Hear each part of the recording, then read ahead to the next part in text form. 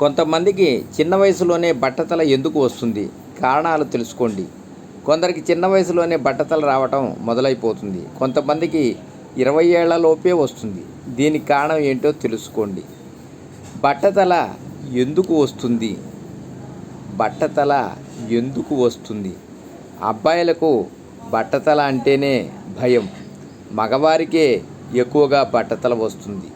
జుట్టు రాలుతూ ఉంటే బట్టతల ఎక్కడ వచ్చేస్తుందని భయపడే మగవారు ఎంతోమంది ఉన్నారు.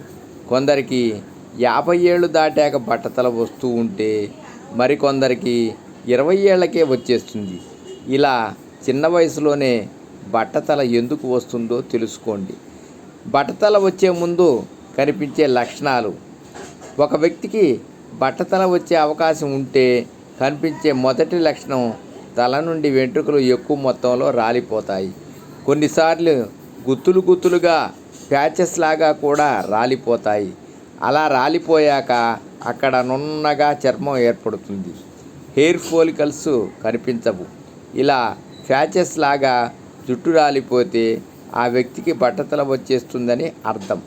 దీనికి కారణాలు 2 కావచ్చు. మొదటిది జన్యుపరమైనది, రెండవది పోషకాహార లోపం వల్ల కూడా వచ్చే అవకాశం ఉంది.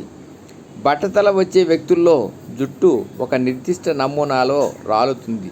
తల మధ్య భాగంలో మాత్రమే జుట్టు రాలటం, లేదా నుదిటికి పైన ఉన్న భాగంలో పూర్తిగా జుట్టు రాలిపోవటం వంటివి కనిపిస్తాయి. వెంట్రుకలు ఎక్కువ పరిమాణంలో రాలుతున్నాయి అంటే బట్టతల సమస్య మీ వంశంలో ఉందని అర్థం చేసుకోవాలి. దురద, నొప్పి కూడా బట్టతల వచ్చే సమయంలో జుట్టు రాలిపోయాక ఆ ప్రదేశంలో దురదగా అనిపించవచ్చు, లేదా తేలికపాటి నొప్పి కూడా ఉండవచ్చు. బట్టతల జన్యుపరమైనదైతే దానిని అడ్డుకోవటం అసంభవం.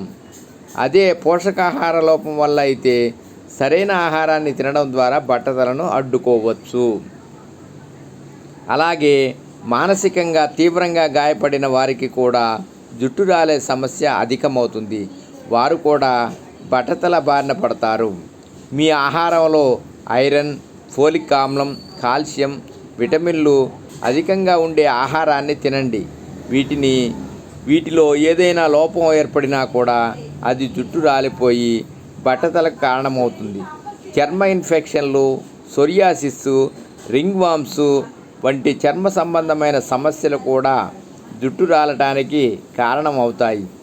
ఇవి వచ్చినప్పుడు కూడా చాలా జాగ్రత్తగా చికిత్స తీసుకోవాల్సిన అవసరం ఉంది. నీటి కొరత వల్ల శరీరంలో నీటి కొరత ఎప్పుడూ ఉండకూడదు. డీహైడ్రేషన్ సమస్య అనేది జుట్టు రాలడానికి కారణం అవుతుంది. కాబట్టి ప్రతిరోజు ఒక గ్లాసు మజ్జిగను ఆహారంలో భాగంగా చేసుకోండి. మజ్జిగ తాగటం వల్ల శరీరంలో జుట్టు కూడా హైడ్రేటెడ్గా ఉంటుంది. అలాగే రోజు తినే ఆహారంలో మినప్పప్పు, మొలకెత్తిన గింజలు, నట్స్, సీడ్స్ వంటివి అధికంగా తినండి. ఇవన్నీ కూడా జుట్టు బలంగా, మందంగా, పొడవుగా పెరిగేలా చేస్తాయి. అలాగే ఆరోగ్యాన్ని కూడా కాపాడతాయి. జన్యుపరంగా బట్టతల వచ్చే అవకాశం ఉంటే దాన్ని ఏ వైద్యులు కూడా అడ్డుకోలేరు. మీ వంశంలో మీ తండ్రికి, మీ తాతలకు బట్టతల ఉన్నట్లు గుర్తిస్తే కూడా మీకు కూడా వస్తుందని అర్థం. కాబట్టి బట్టతల గురించి బాధపడుతూ మానసికంగా కుంగిపోకండి. సర్వే జనా సుఖినో భవంతు. ఓం నమః శివాయ.